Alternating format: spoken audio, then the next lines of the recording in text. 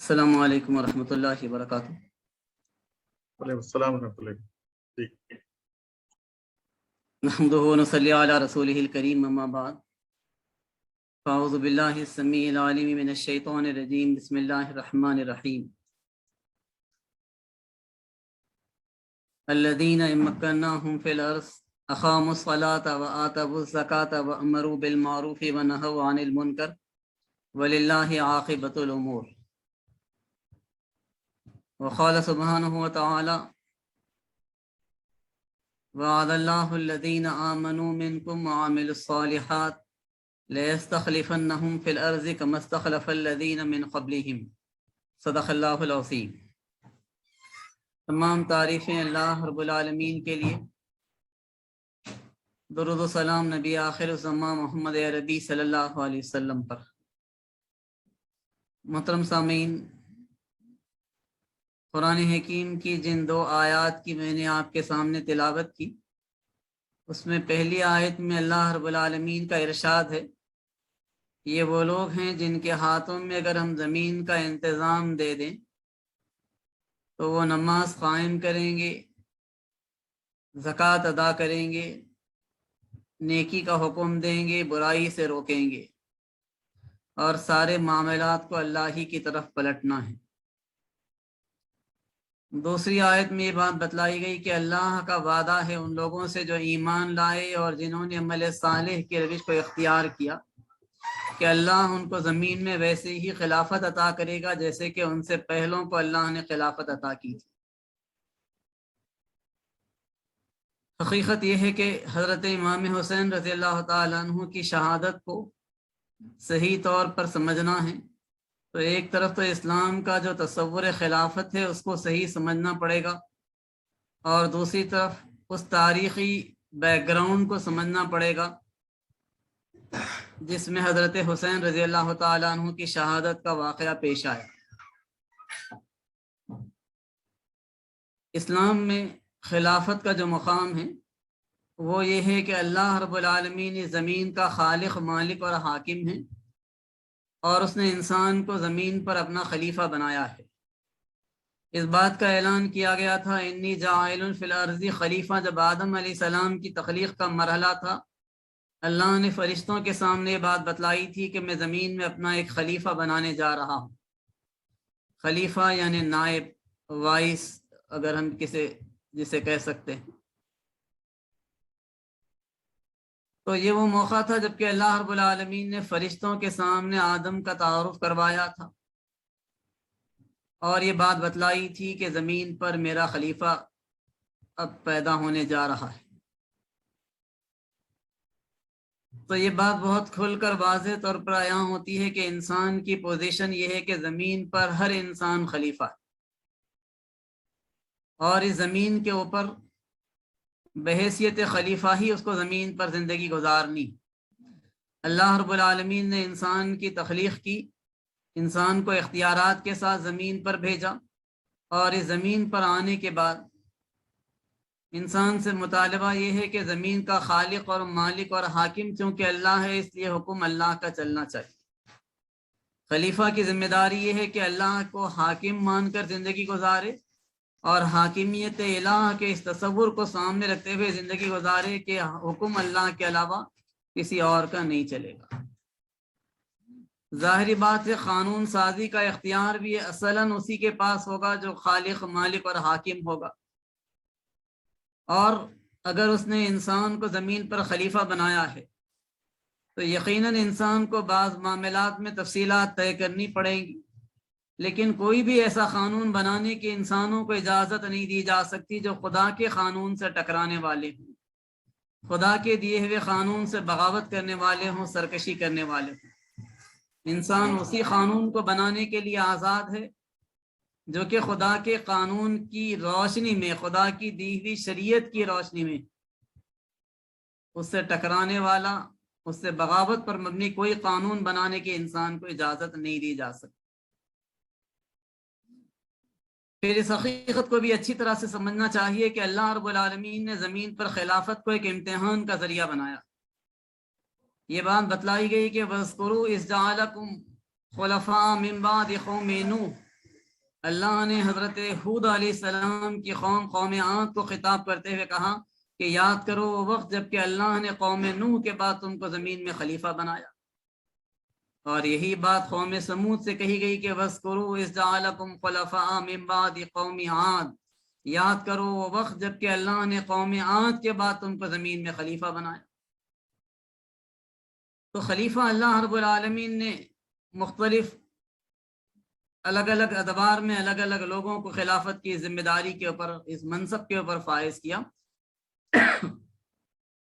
اور یہ بات بڑی وضاحت کے ساتھ بتا دی کہ ان الارض للہ، زمین اللہ کی ہے، یورثھا من یشاء من عبادی، جسے چاہتا ہے وہ اس زمین کا وارث بنا دیتا ہے، والعاقبۃ للمتقین، آخرت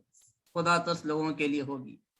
دنیا میں تو یہ جو خلافت دی جاتی ہے اس کے ذریعے سے اصل مقصود یہ ہے کہ لننظر کیف تعملون،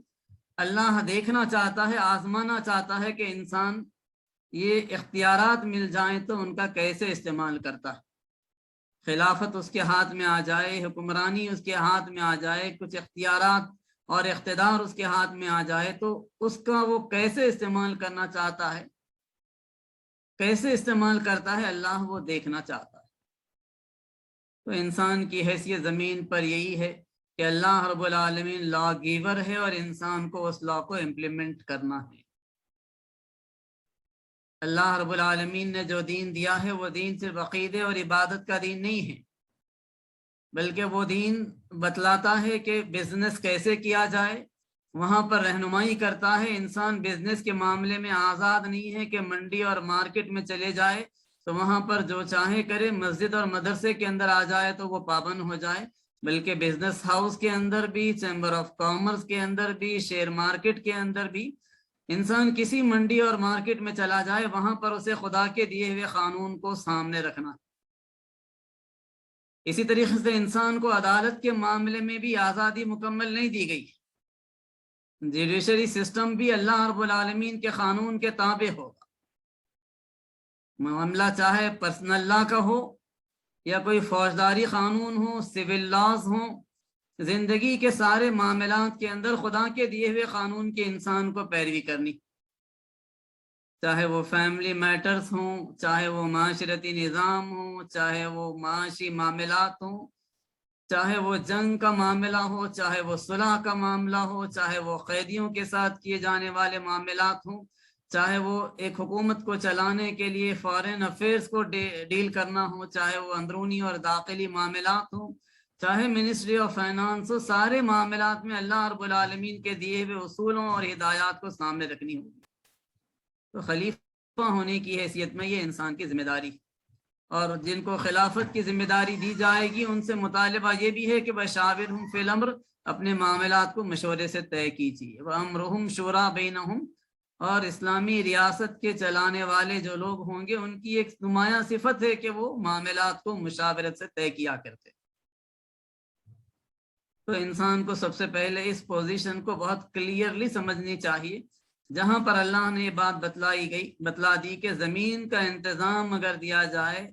تو ساتھ میں ایک مینیفیسٹو دے دیا گیا ہے کہ یہ 4 کام ہیں جو اسلامی حکومت کے سربراہ کی حیثیت سے اسلامی ریاست کے چلانے والوں کو خلیفہ ہونے کی حیثیت میں کرنی، اور وہ مینیفیسٹو بتلاتا ہے کہ جو 4 کام ہیں ان میں سب سے اہم ترین کام نماز ہے۔ اقاموا الصلاۃ سب سے پہلے بات بتلائی گئی، گویا ریاست اسلامی کی اولین ذمہ داری ہوگی کہ وہ نماز کا اجتماعی نظام قائم کرے گی، اور اس ریاست کی دوسری ذمہ داری ہوگی کہ وہ زکوٰۃ کا اجتماعی نظام قائم کرے گی، اس طریقے سے پاورٹی کے مسئلے کو وہ حل کرے گی۔ جگہ جگہ بھکاری اس وقت نہیں نظر آئیں گے، یہ ریاست کی ذمہ داری ہوگی، اسٹیٹ کی ذمہ داری، حکومت کی ذمہ داری ہوگی کہ وہ غربت کا خاتمہ کرے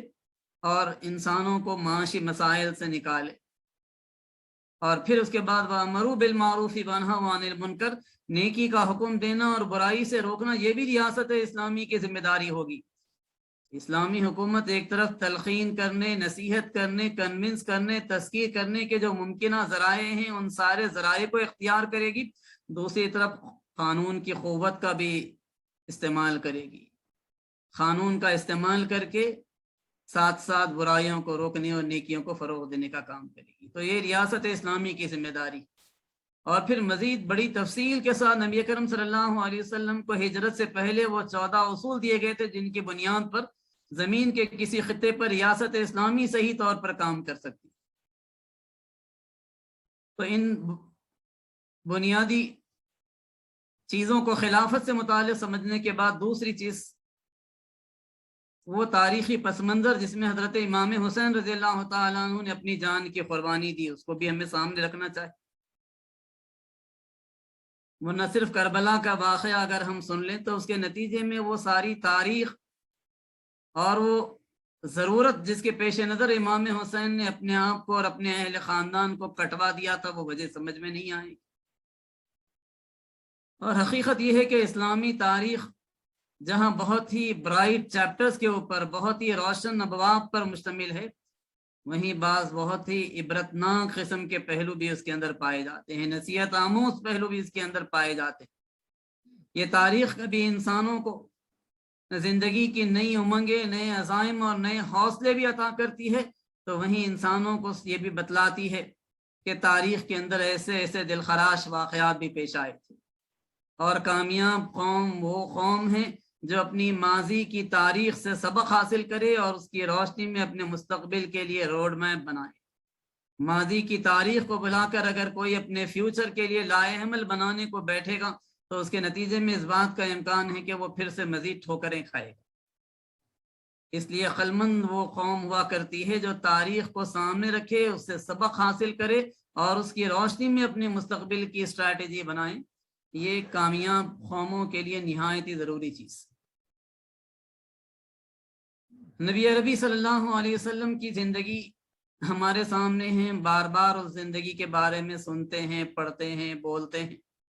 اللہ کے رسول صلی اللہ علیہ وسلم نے اپنی 23 سال کی جدوجہد کے ذریعے سے پورے عریبین پیننسولا کو، جزیرہ نمائے عرب کو ایک اسلامی ریاست کے اندر تبدیل کر دیا تھا. اور اس کے لیے وہ اصول اللہ کے رسول نے وہ ضابطے دیے تھے جس کی بنیاد پر ایک اچھی ریاست اسلامی وجود میں آ گئی تھی. اللہ کے رسول صلی اللہ علیہ وسلم کی وفات ہوئی تو اللہ کے رسول نے اپنے جانشین کے بارے میں کوئی فیصلہ نہیں کیا،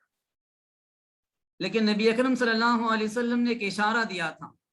حضرت ابوبکر صدیق رضی اللہ تعالیٰ عنہ کو امامت کے مقام پر آگے بڑھا کر. اور یہ اشارہ حضرت عمر فاروق رضی اللہ تعالیٰ عنہ بھی سمجھتے تھے اور امت مسلمہ کے سوچنے سمجھنے والے اصحاب فہم اس چیز کو سمجھتے تھے.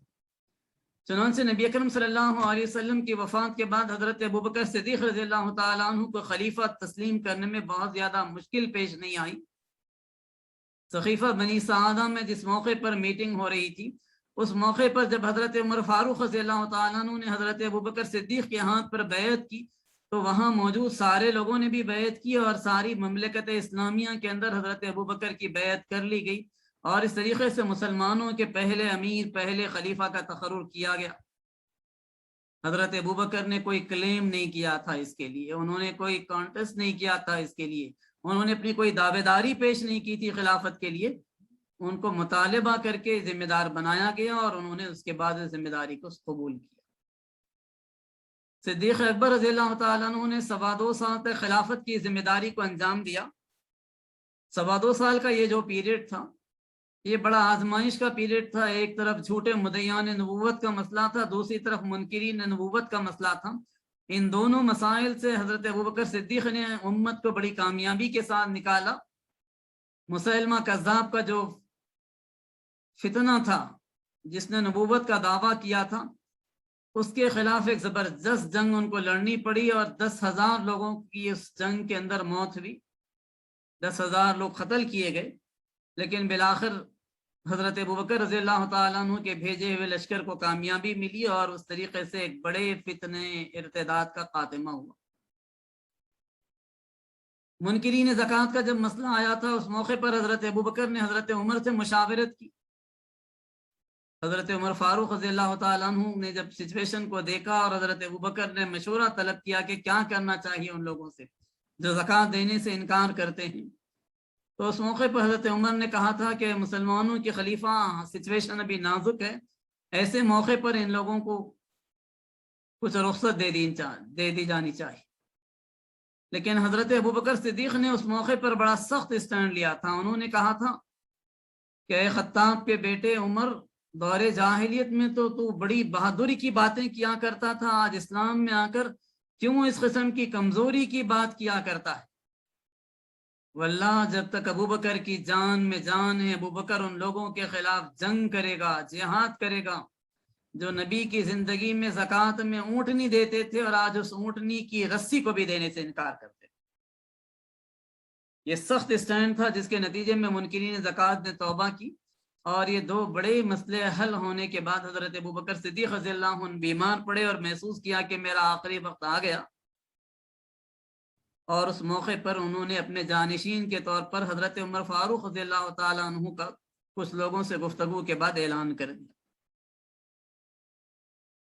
حضرت عمر نے اپنی خلافت کے لیے کوئی دعوے داری نہیں پیش کی تھی، انہوں نے کوئی کانٹیسٹ نہیں کیا تھا، انہوں نے کوئی اس کے لیے کلیم نہیں کیا تھا. ان کو ذمہ داری دے دی گئی تو انہوں نے اس ذمہ داری کو قبول کیا. اللہ نے 10 سال سے زائد عرصے تک ان کو خلافت کی ذمہ داری کو سنبھالنے کا موقع عطا کیا. ان 10 سالوں میں حضرت عمر فاروق رضی اللہ تعالیٰ عنہ نے اس ریاست اسلامی کو بہت مستحکم بنیادیں فراہم کی،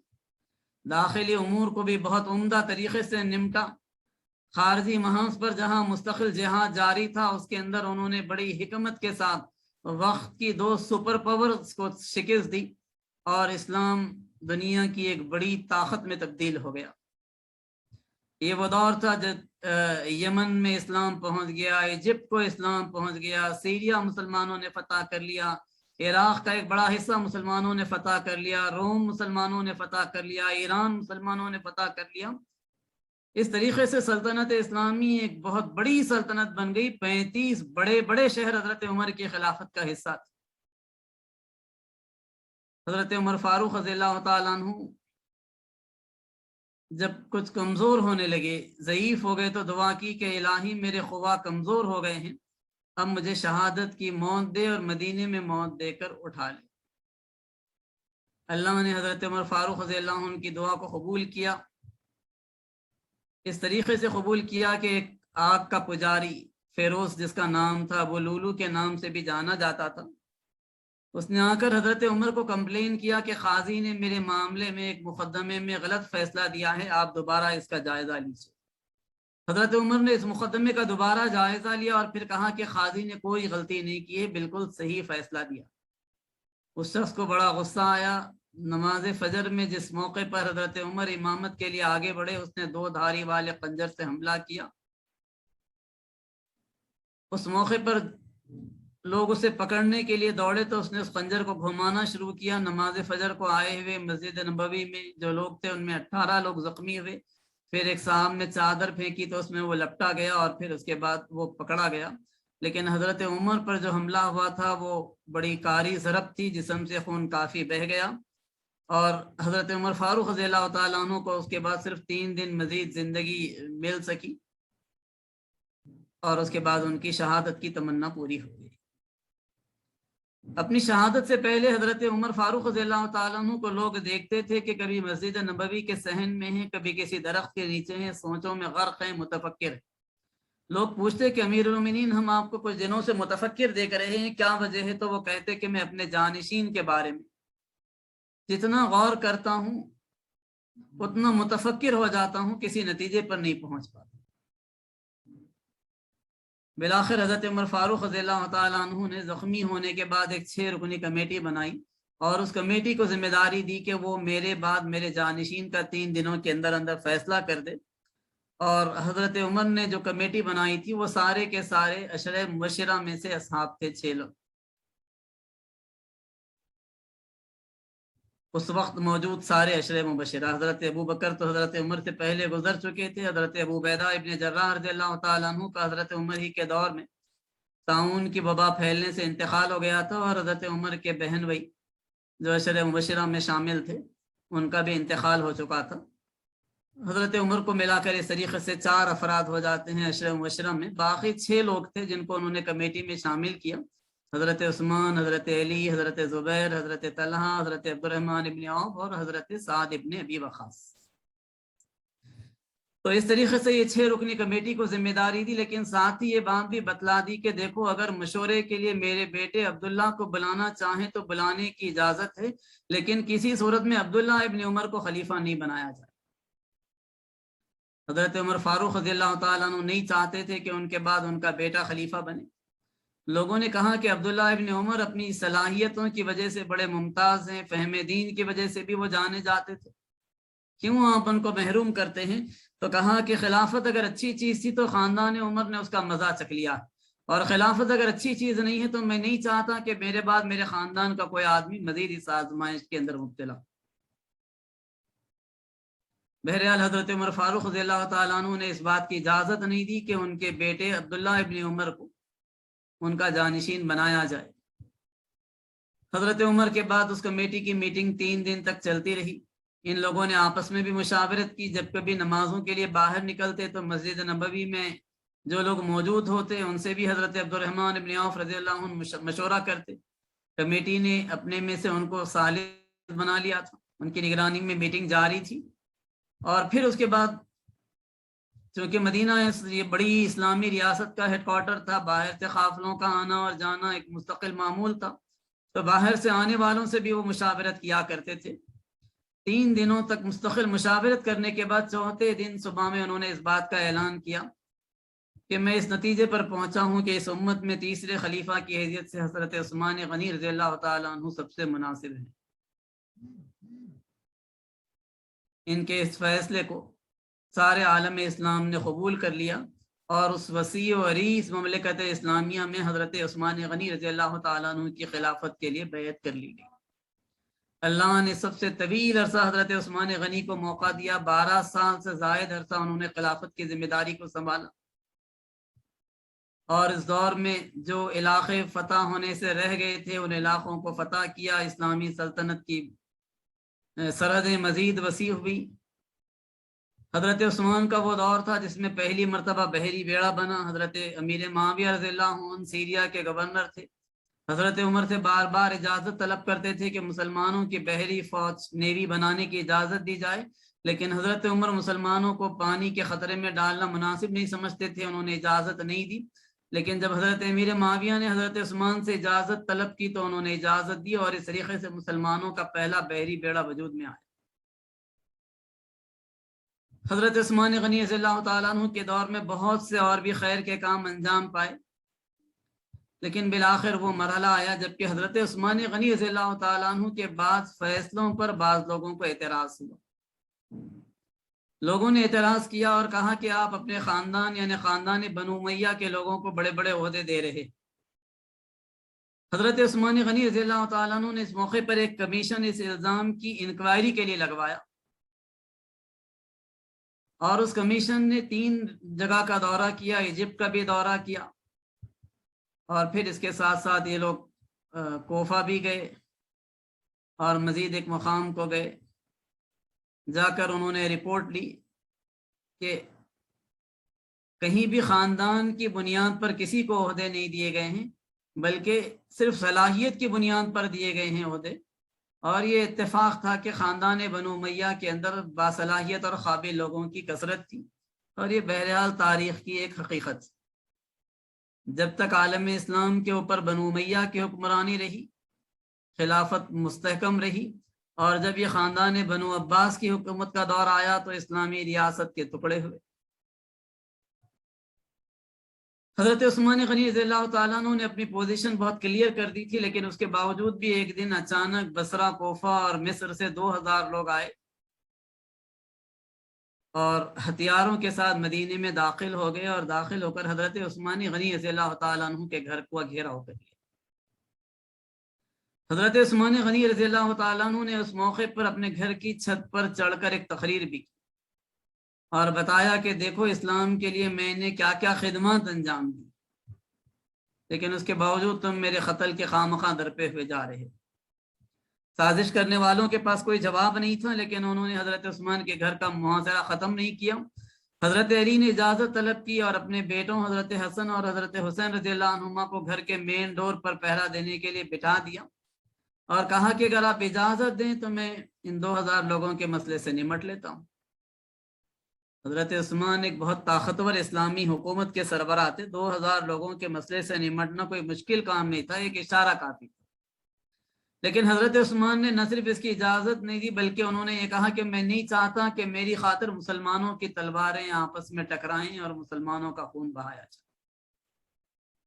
بالآخر ایک دن جب کہ حضرت عثمان غنی رضی اللہ تعالیٰ عنہ قرآن حکیم کی تلاوت میں مصروف تھے، اچانک گھر کی پچھلی دیوار کو چھلانگ کر کچھ لوگ اندر داخل ہوئے اور انہوں نے حضرت عثمان غنی رضی اللہ تعالیٰ عنہ کو عین اس وقت شہید کر دیا جبکہ وہ قرآن کی تلاوت کر رہے تھے۔ درمیان میں ان کی بیوی حضرت نائلہ رضی اللہ تعالیٰ عنہ آئیں تو ان کی انگلیاں بھی کٹ گئیں۔ خاترین عثمان نے ان کو قتل تو کر دیا لیکن ان کا اندازہ نہیں تھا کہ اس کے بعد مدینے کی کیا صورت ہوگی۔ اسلامی حکومت کے ہیڈ کوارٹر میں ایک افراتفری کی کیفیت پیدا ہو گئی۔ 2000 لوگ جب سے کھلے ہتھیاروں کے ساتھ مدینے میں آ گئے تھے وہیں سے لا اینڈ آرڈر کا نظام ڈسٹرب ہو چکا تھا، اور اب حضرت عثمان غنی کی شہادت کے بعد تو یہ نظام اور بری طریقے سے متاثر ہو گیا۔ ایک عجیب افراتفری اور بے چینی اور زمین میں فتنے کی کیفیت علانیہ محسوس کی جا رہی تھی۔ حضرت عثمان غنی رضی اللہ تعالیٰ عنہ کے قتل کے بعد کچھ لوگ حضرت علی کے پاس آئے، ان میں کچھ لوگ وہ بھی تھے جنہوں نے حضرت عثمان کی شہادت کے اندر حصہ لیا تھا۔ حضرت علی رضی اللہ تعالیٰ عنہ ظاہری بات ہے ان سب سے واقف تو نہیں تھے، آ کر مطالبہ کیا کہ آپ خلافت کی ذمہ داری کو قبول کر لیجیے۔ حضرت علی رضی اللہ تعالیٰ عنہ نے صاف انکار کر دیا، تو یہ لوگ حضرت زبیر کے پاس گئے۔ حضرت زبیر رضی اللہ تعالیٰ عنہ اس کے لیے تیار نہیں ہوئے، انہوں نے غور کرنے کے لیے وقت مانگا اور پھر اس کے بعد بعض روایات کے مطابق ان سے ملنا بھی گوارا نہیں کیا۔ حضرت طلحہ کے پاس گئے، انہوں نے بھی انکار کر دیا۔ اس ریاست اسلامی، اس بڑی مملکت اسلامی کی ذمہ داری کو سنبھالنے کے قابل جو لوگ ہو سکتے تھے ان لوگوں کے پاس یہ لوگ گئے، مطالبہ کیا، لیکن کوئی بھی ذمہ داری کو قبول کرنے کے لیے تیار نہیں ہوئے۔ بالآخر دوبارہ حضرت علی کے پاس آئے، ان کے سر پر تلوار رکھی اور کہا کہ علی یا تو خلافت قبول کرو یا تو جسم کے 2 ٹکڑے کر دیے جائیں گے۔ حضرت علی نے کہا کہ ایسے تو میں خلافت بالکل نہیں قبول کروں، مسجد نبوی کو چلو، مسجد میں اعلان کرو، اور اگر مسلمان میری خلافت کو قبول کرنے کے لیے تیار ہیں تو اس صورت میں ذمہ داری کو قبول کر سکتا ہوں۔ چنانچہ یہ لوگ مسجد نبوی کو چلے، مسجد نبوی میں اعلان کیا گیا اور مسجد نبوی میں اعلان کے نتیجے میں سارے لوگوں نے بخوشی حضرت علی کی خلافت کو قبول کرنے کا اعلان کیا، تو حضرت علی نے خلافت کی ذمہ داری کو قبول کیا۔ سارے عالم اسلام میں حضرت علی رضی اللہ عنہ کی خلافت کو تسلیم کر لیا گیا، لیکن سیریا کے گورنر حضرت امیر معاویہ نے کہا کہ ہم خلافت علی کو اس وقت تک نہیں مانیں گے جب تک وہ قاتلین عثمان سے بدلہ نہیں لے لیتے۔ حضرت علی رضی اللہ تعالیٰ عنہ نے کہا کہ اگر میری خلافت کو مانو گے تو لا اینڈ آرڈر کی صورتحال صحیح ہوگی، فتنے کا خاتمہ ہوگا، صورتحال معمول پر آئے گی تو میں انکوائری کراؤں گا اور قاتلین عثمان کو میں کیفر کردار کو پہنچاؤں گا پوری انکوائری کے بعد۔ لیکن حضرت امیر معاویہ اس بات پر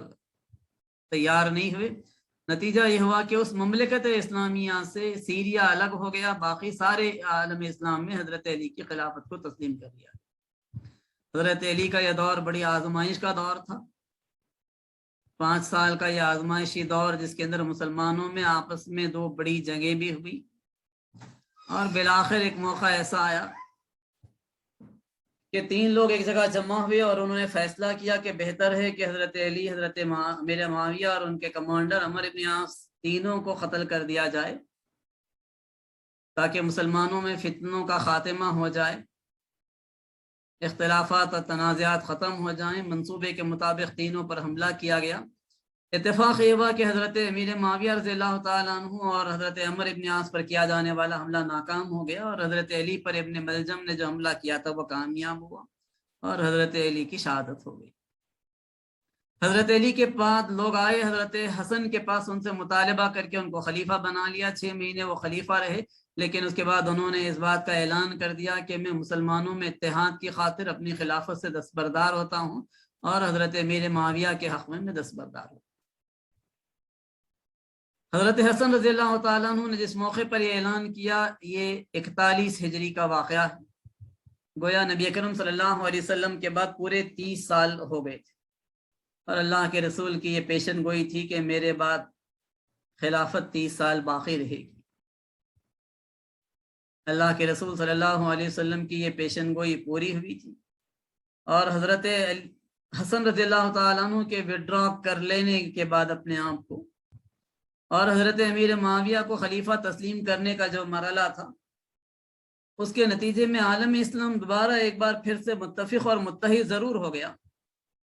لیکن پوری اسلامی تاریخ کے برخلاف حضرت امیر معاویہ وہ پہلی شخصیت تھے جنہوں نے خود سے آگے بڑھ کر حکمرانی کو سنبھالا تھا۔ لوگوں نے مطالبہ کر کے ان کو یہ ذمہ داری نہیں دی تھی، جیسا کہ پچھلے سارے خلفاء کے ساتھ ہوتا چلا آیا تھا۔ یہی وجہ تھی کہ حضرت عبداللہ ابن عباس رضی اللہ عنہ جیسے عظیم محدث ان سے ملاقات کے لیے کبھی آتے تو کہتے السلام علیکہ یا ایھا الملک، سلام کرتے ہوئے کہتے تھے کہ اے بادشاہ۔ یہ بات ان کو بڑی ناگوار گزرتی تھی، لیکن بہرحال تاریخ کی یہ ایک تلخ حقیقت تھی۔ حضرت امیر معاویہ رضی اللہ تعالیٰ عنہ نے اس طریقے سے خلافت کو حاصل تو کیا تھا، لیکن اللہ نے ان کو زبردست صلاحیتوں سے نوازا تھا۔ ان صلاحیتوں کا انہوں نے اسلام کی سربلندی کے لیے بھرپور استعمال کیا۔ ان کو اللہ نے بے پناہ ذہانت سے نوازا تھا، اس لیے بات کہی جاتی تھی کہ عاقلان عرب 4 ہیں، عرب کے عقلمند آدمی جو ہیں وہ 4 ہیں، ان میں ایک نام ان کا لیا جاتا تھا۔ انہوں نے اسلامی سلطنت کی سرحدوں کو مزید وسیع کیا، اور پھر انہی کا دور تھا جبکہ بحری بیڑا مسلمانوں کا مزید طاقت ہوا اور مسلمان بحیر روم کی سب سے بڑی طاقت بن گئے۔ یہی وہ دور تھا جبکہ ایک موقع پر خیسر روم کی طرف سے ایک خط آیا تھا، جس میں اس نے حضرت امیر معاویہ کو پیشکش کیا تھا کہ دیکھو حضرت علی کے خلاف جو جنگ چل رہی ہے، جس موقع پر حضرت علی موجود تھے، ان کی خلافت جاری تھی، اس جنگ میں ہم تمہارا ساتھ دینے کے لیے تیار ہیں، اگر تم چاہو تو ہم مدد کے لیے آ سکتے ہیں۔ حضرت امیر معاویہ رضی اللہ تعالیٰ عنہ کو اختلاف تو تھا یقیناً، لیکن اس کے باوجود جب انہوں نے دیکھا کہ عیسائی اس اختلاف سے فائدہ اٹھانے کی کوشش کر رہے ہیں تو انہوں نے جواب میں ایک انتہائی سخت میسیج بھیجوایا۔ ان کے الفاظ تاریخ کے صفحات پر آج بھی موجود ہیں۔ انہوں نے کہا کہ روم کے کتے، اگر تو یہ سمجھتا ہے کہ ہمارے اختلافات سے تو فائدہ اٹھائے گا تو تجھے یہ جان لینا چاہیے کہ حضرت علی کی قیادت میں جو لشکر تمہارے مقابلے کے لیے چلے گا اس کا سب سے پہلا سپاہی امیر معاویہ ہوگا۔ اس کا نتیجہ یہ ہوا کہ عیسائیوں کو پھر مزید کسی سازش کا کوئی موقع نہیں مل پایا تھا، اور اس دور میں حضرت امیر معاویہ کے تو مزید سلطنت اسلامی وسیع ہوئی، داخلی ایڈمنسٹریشن کو بھی انہوں نے اچھا کیا۔ حضرت امیر معاویہ رضی اللہ تعالیٰ عنہ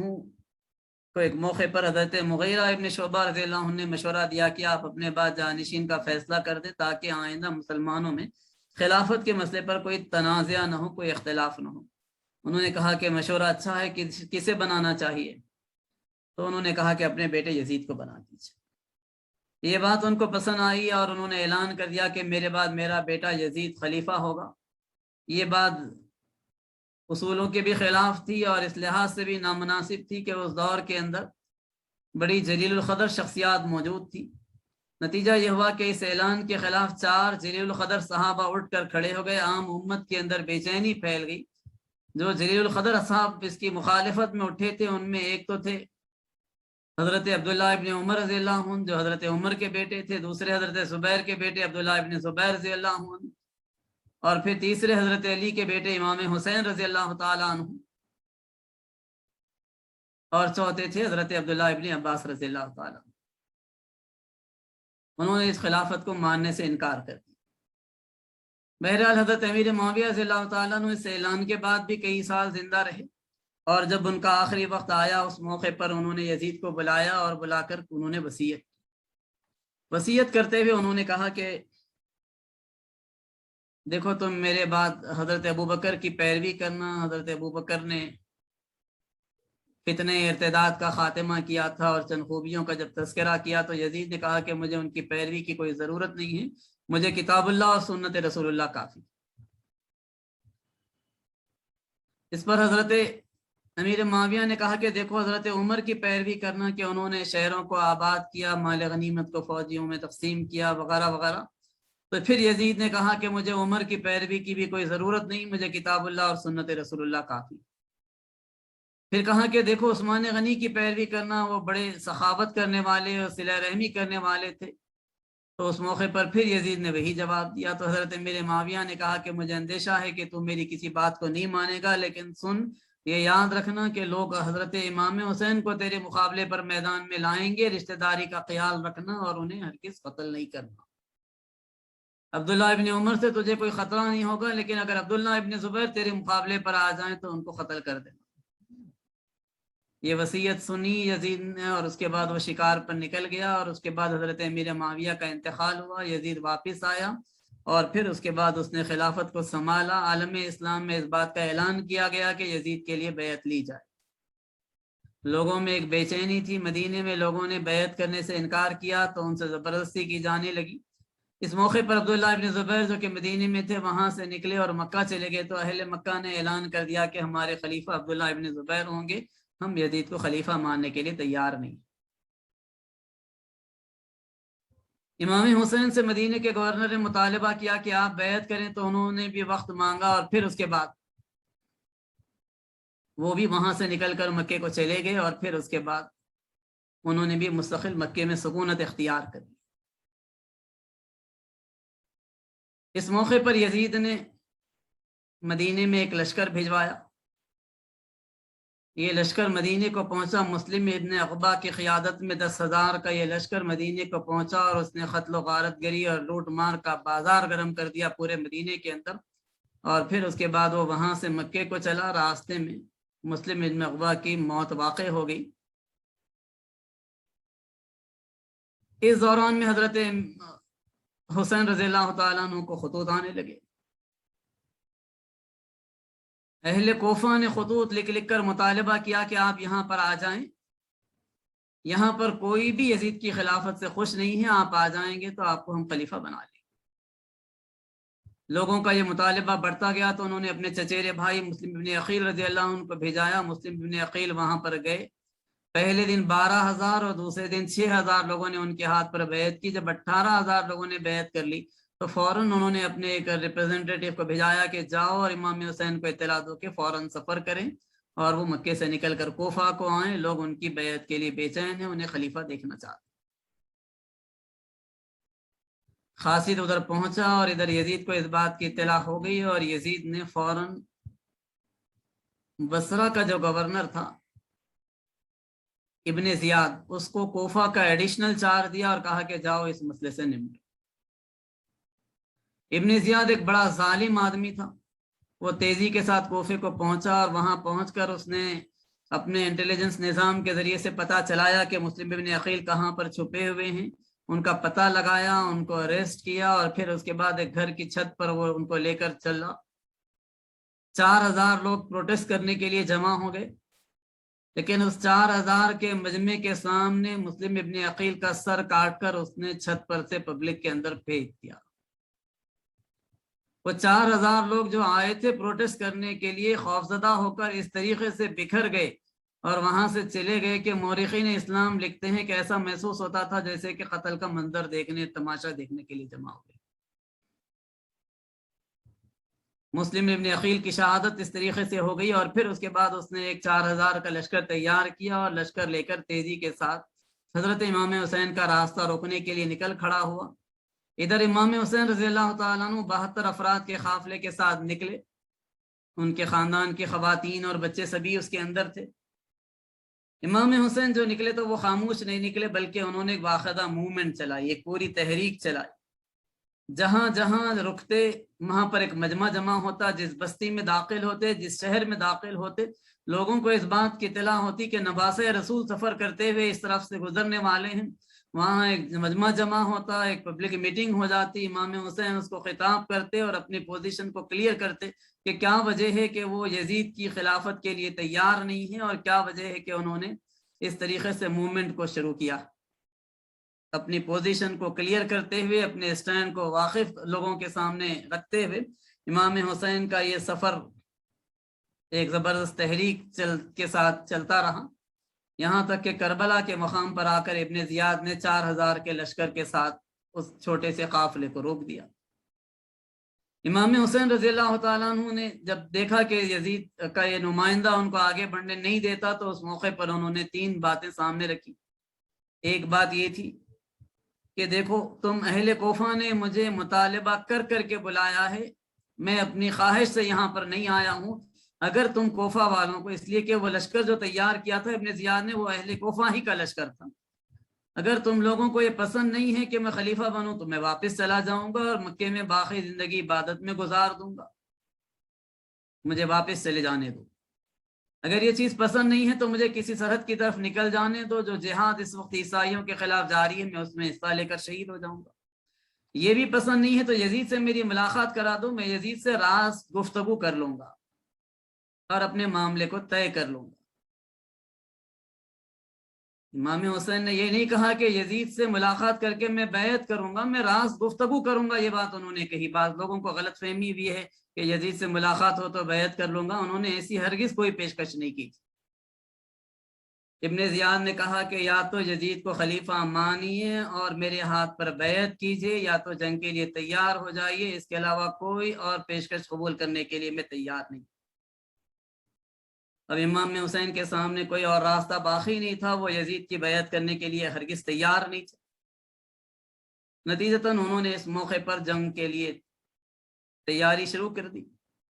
اب ظاہری بات ہے کہ ایک چھوٹا سا قافلہ 72 لوگوں کا، جس میں سے خواتین اور بچوں کو مائنس کر دیا جائے تو جو بھی صاحب جنگ لوگ بچے ہیں وہ 4000 کے لشکر سے ٹکرائے گا تو کیا اس کا نیچرل رزلٹ ہو سکتا ہے وہ ہم سمجھ سکتے۔ لیکن اس کے باوجود امام حسین رضی اللہ تعالیٰ عنہ نے بیعت کے لیے بالکل آمادگی اور رضامندی ظاہر کی۔ امام حسین کی نگاہ یہاں پر رک کر ہم کو یہ دیکھنا چاہیے کہ کیوں اگر امام حسین رضی اللہ تعالیٰ عنہ نے بیعت کرنے کے لیے آمادگی ظاہر کی۔ مسلمانوں کے اندر نماز کا نظام اس وقت ختم نہیں ہو رہا تھا، زکوٰۃ کا نظام بھی فوراً کوئی خطرہ اس کو درپیش نہیں تھا۔ اس موقع پر مسلمانوں کے فیملی میٹرز میں کوئی تبدیلی نہیں ہو رہی تھی، معاشرتی نظام یا کوئی اور بڑی تبدیلی نہیں ہو رہی تھی۔ تبدیلی اگر ہو رہی تھی تو اسلام کے حکومت کے نظام میں، نظام سیاست میں، پولیٹیکل سسٹم میں، نظام حکومت میں تبدیلی ہو رہی تھی، اور نواز رسول یہ نہیں چاہتے تھے کہ ان کے جیتے جی اسلام کا ایک اہم عضو اس طریقے سے سسپینڈ کر دیا جائے، معطل کر دیا جائے، اور ان کی نگاہیں دور رس دیکھ رہی تھی، وہ ویژولائز کر رہے تھے کہ اگر آج اس طریقے سے باپ کے بعد بیٹا خلیفہ بنے گا تو نام کو تو یہ خلافت ہوگی لیکن یہ کنگڈم میں تبدیل ہوگی، اور جب بادشاہت کے دور کا آغاز ہوگا تو شاہی حکومتوں کی ساری خرابیاں یہاں پر آئیں گی، یہ لوگ عدالتوں پر اثر انداز ہوں گے، یہاں پر اپنی پسند کے قاضی مقرر کیے جائیں گے، فیصلے یہاں پر اپنی مرضی کے مطابق ہوں گے، قاضی آزاد نہیں ہوں گے، پبلک کے اوپر غیر ضروری قسم کے ٹیکسز لگائے جائیں گے، پبلک پراپرٹیز پر قبضے کیے جائیں گے، اور بے شمار قسم کی خرابیاں آئیں گی۔ وہ ویژولائز کر رہے تھے، اور پھر یہ کہ زندگی کا یہ انتہائی اہم شعبہ ہے جس کے ذریعے سے باقی سارے شعبوں پر اثر انداز ہوا جا سکتا ہے، اور مستقبل کے اندر اس بات کا خطرہ ہوگا کہ ہر چیز متاثر ہوگی اگر آج یہ نظام سیاست و حکومت اور خلافت متاثر ہو جائے۔ یہی وجہ تھی کہ امام حسین نے اس بات کو گوارا کیا کہ اپنے آپ کو کٹوا دیں، اپنے خاندان کے لوگوں کو کٹوا دیں، لیکن اس بات کے لیے وہ ہرگز تیار نہیں ہوئے کہ یزید کی بیعت کرے۔ بالآخر جنگ کا آغاز ہوا، صفیں ترتیب پا گئی تو امام حسین نے ایک درد بھری تقریر کی۔ انہوں نے کہا کہ لوگوں، اس زمین پر اگر حضرت عیسیٰ علیہ السلام کا گدھا بھی موجود ہوتا تو ساری دنیا کے عیسائی اس گدھے کی حفاظت کی فکر کرتے۔ تمہیں کیا ہو گیا ہے کہ رسول اللہ کا نواسہ تمہارے درمیان میں ہے اور تم اس کے قتل کے در پہ ہوئے جا رہے۔ لیکن اس کے باوجود ان کے اوپر کوئی اثر نہیں ہوا اور جنگ پر انہوں نے مجبور کیا. جنگ کا آغاز ہوا، ایک کے بعد دیگرے بڑی شجاعت کے ساتھ لڑتے ہوئے امام حسین کے ساتھی شہید ہوتے گئے، یہاں تک کہ میدان میں امام حسین اکیلے باقی رہ گئے. لڑ رہے تو ضرور تھے وہ حضرت امام حسین سے، لیکن ہر دل یہ چاہتا تھا کہ وہ اس گناہ سے بچ جائے کہ امام حسین کو وہ شہید، دل مطمئن نہیں تھے. اور حضرت امام حسین حضرت علی کے شیر خدا کے بیٹے تھے. بڑی بہادری کے ساتھ اس موقع پر جبکہ میدان میں وہ آخر میں اکیلے رہ گئے تھے، اس موقع پر بھی انہوں نے 9 لوگوں کو اپنے ہاتھوں سے قتل کیا. بالآخر ایک شقیق القلب آدمی ابن سنان آگے بڑھا اور اس نے حملہ کیا. نتیجہ یہ ہوا کہ حضرت امام حسین رضی اللہ تعالیٰ عنہ کی شہادت ہو گئی، اور پھر اس کے بعد ان کا سر جسم سے الگ کیا گیا اور پھر اسے یزید کے پاس بھیجا گیا. 61 ہجری میں حضرت امیر معاویہ رضی اللہ تعالیٰ عنہ کی وفات کے بعد کا یہ واقعہ ہے، اور امام حسین رضی اللہ تعالیٰ عنہ کی اس طریقے سے یہ شہادت واقع ہو گئی. تاریخ کے بہت سارے اور بھی واقعات اس سے ریلیٹڈ ہیں، لیکن میں اپنی گفتگو کو 2-3 منٹ میں آپ کے سامنے رکھ کر سمیٹ دوں گا. ہم کو اس وقت جائزہ لے کر دیکھنا چاہیے کہ امام حسین رضی اللہ تعالیٰ عنہ نے جن اندیشوں کا اظہار کیا تھا وہ اندیشے مستقبل میں آئے تھے یا نہیں آئے. تاریخ بتلاتی ہے کہ ان کے اندیشے صحیح ثابت. وہ لشکر جو مدینے سے مکے کو گیا تھا اور راستے میں مسلم بن عقبہ کی وفات ہو گئی تھی تو دوسرے کمانڈر کی قیادت میں آگے بڑھا، اور پھر اس کے بعد اس نے مکے کا گھیراؤ کیا. کافی عرصہ گھیراؤ کرنے کے باوجود بھی وہ فتح یاب نہیں ہو سکے. عبداللہ ابن زبیر نے اس کو شکست دی، اور پھر اس کے بعد یزید کو بھی زیادہ زندگی نہیں مل سکی. 5 سال بمشکل اس نے بھی حکمرانی کی اور یزید کی موت ہو گئی. تو عبداللہ ابن زبیر رضی اللہ تعالیٰ عنہ کو لوگوں نے خلیفہ ماننے کا اعلان کر دیا، لیکن بعد میں خاندان بنو امیہ کے لوگوں نے بالآخر ان کو بھی شہید کیا. اور پھر اس کے بعد وقتاً فوقتاً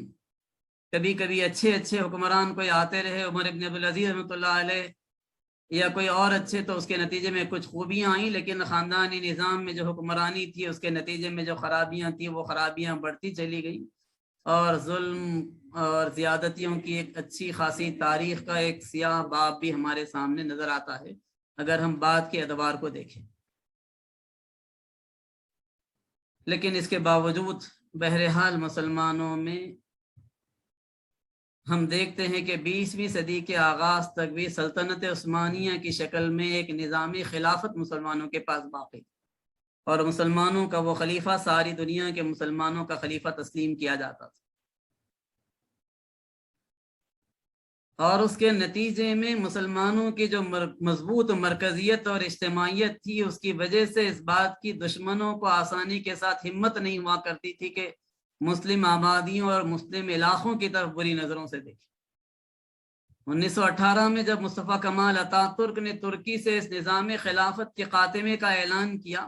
باوجود یہ کہ اس کے تحفظ کے لیے بڑے پیمانے پر تحریکات دنیا بھر میں ہوئی تھی، ہندوستان میں بھی مولانا محمد علی جوہر اور ان کے بھائی مولانا شوکت علی نے تحریک چلائی تھی، لیکن وہ تحریک بہرحال کامیاب نہیں ہو سکی. جب سرزمین ترکی ہی سے خلافت کے خاتمے کا اعلان کیا گیا، نتیجہ یہ ہوا کہ آج 1 صدی کا وقت گزر چکا ہے، دنیا بھر میں مسلمانوں کا کوئی خلیفہ اور امیر نہیں پایا جاتا. ساری دنیا کے عیسائی پوپ کو اپنا سربراہ مانتے ہیں، لیکن وہ امت جسے اس بات کی ہدایت دی گئی تھی کہ تم 3 لوگ بھی سفر کرو تو اپنا امیر بناؤ، نماز پڑھو تو تمہارا ایک امیر امام ہو، حج کرو تو تمہارا ایک امیر ہو، زکوٰۃ کا اجتماعی نظام جسے دیا گیا، روزہ ساری امت کو ایک ساتھ رکھنے کا حکم دیا گیا، وہ امت جسے اجتماعیت کی قدم پر تعلیم دی گئی تھی، وہ امت بغیر امیر، بغیر خلیفہ، بغیر سربراہ کے 1 صدی سے زندگی گزار رہی ہے. نتیجہ یہ ہے کہ باطل کے علمبردار جب چاہتے ہیں، جس مسلم علاقے پر چاہتے ہیں، اپنی مرضی کی حکومتوں کو مسلط کرتے ہیں، وہاں کے معاشی ریسورسز کو ایکسپلائٹ کرتے ہیں، زیادتیاں کرتے ہیں، اپنی پسند کے حکمرانوں کو مسلط کرتے ہیں، جنگیں مسلط کرتے ہیں، اور خلافت کے خلافت نہیں ہونے کا نتیجہ یہ ہے کہ امت مسلمہ باوجود یہ کہ 55-60 ممالک کے اوپر مسلمان حکمران پائے جاتے ہیں، یہ کمزوری کی کیفیت میں زندگی گزار رہی ہے. امام حسین کی شہادت ہم کو دراصل یہ پیغام دیتی ہے کہ محرم کا مہینہ آئے تو یہ روٹ کھانے کا مہینہ، کھچڑی بنانے کا مہینہ، شربت پینے کا مہینہ، یا یہ کہ ماتم کرنے کا مہینہ نہیں ہے، شہیدوں کا ماتم نہیں کیا جاتا۔ ہم کو اس بات کی اجازت دی گئی ہے کہ کسی کا انتقال ہو تو 3 دن سے زیادہ غم نہیں منائیں، 3 دن تک غم منایا جا سکتا ہے، زیادہ سے زیادہ اجازت بیوی کو ہے تو وہ یہ ہے کہ شوہر کے انتقال پر وہ 4 مہینے 10 دن عدت کے گزارے گی اور غم اس کے لیے ہوگا، لیکن باقی کسی کو اس بات کی اجازت نہیں ہے۔ تو بجائے یہ غم اور ماتم اور یہ افسوس کرنے کے، اس مہینے کے آمد کے اوپر ہم کو اس عزم کو تازہ کرنا چاہیے کہ امام حسین نے نظام خلافت کے احیاء کے لیے جس طریقے سے اسٹرگل کی تھی اس طریقے کی اسٹرگل ہم بھی کریں گے،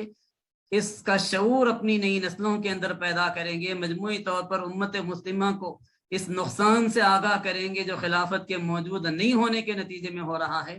اور اس بات کا عزم کریں گے امت کے عام افراد بھی، امت کے حکمران بھی، کہ اس نظام خلافت کو دوبارہ زندہ کرنا ہے۔ اللہ رب العالمین ہمیں اس بات کی توفیق بھی دے، قوت، طاقت اور صلاحیت بھی عطا کرے، اور امت مسلمہ کے اندر دوبارہ خلافت کے اس نظام کو زندہ کرے، اسلام پر ہم کو زندہ رکھ، ایمان کی حالت میں موت دے، آمین۔ وآخر دعوانا الحمدللہ رب العالمین۔